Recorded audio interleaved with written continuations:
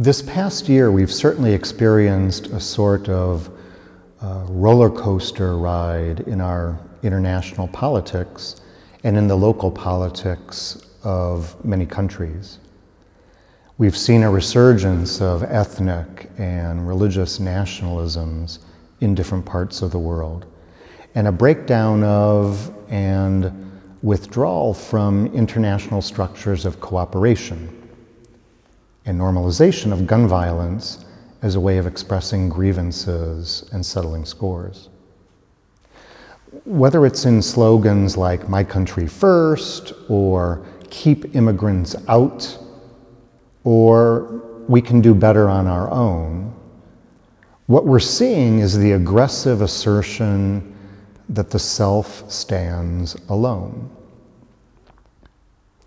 It's rather striking then that the scriptures we read during the Christmas season suggests that the reality is quite different.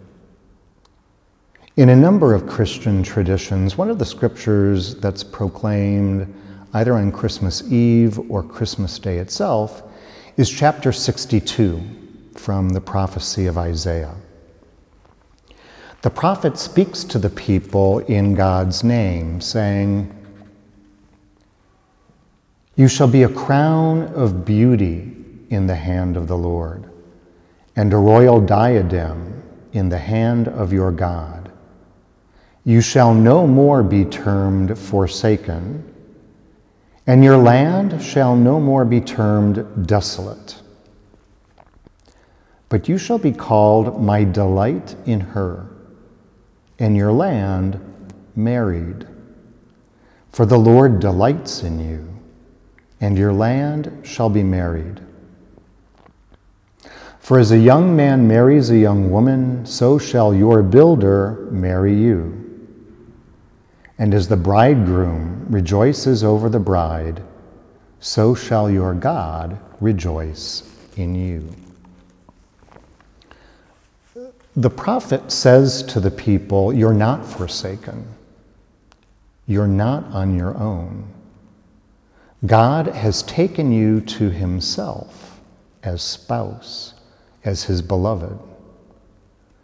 For Christians, Christmas is celebrated as the marriage of heaven and earth. We stand in awe and wonder that the eternal God of the universe not only takes note of us, but cares for us, seeks us out, loves us to such an extent that God enters into our history, takes on our flesh, and so enters into a relationship with us and with all of creation that can never be broken. Our celebration of Christmas is a reminder to us and a proclamation to all people that God has created us for relationship. Relationship with God, relationship with other people, and relationship with all of God's creation. We don't stand alone.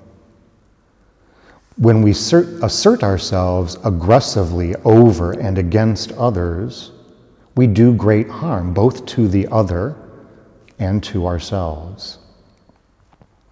Christian faith proclaims that we realize ourselves with and through and in service to the other. Even so, the aggressive assertion of self that we're seeing in our politics at levels both local and international reflects the reality that in our current economic order, there are many individuals and groups who struggle, who are not able to make a dignified life for themselves or for those they love, their families, and who feel left behind, forsaken.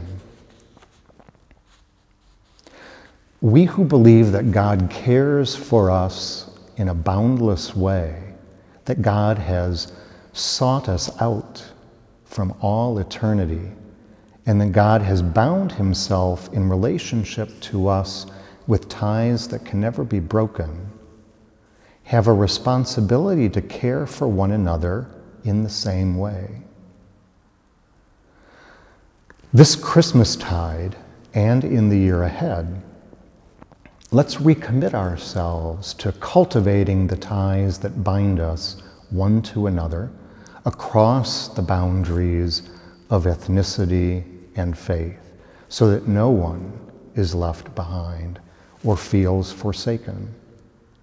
Let's recommit ourselves to fashioning social and political and economic structures that build on our God-given predisposition to relationship and enable individuals and groups to flourish. From all of us here at Tantur, which was founded to nurture ever closer ties among people of diverse faith traditions, a very joyful Christmas to all of you, and many blessings in the year ahead. God bless.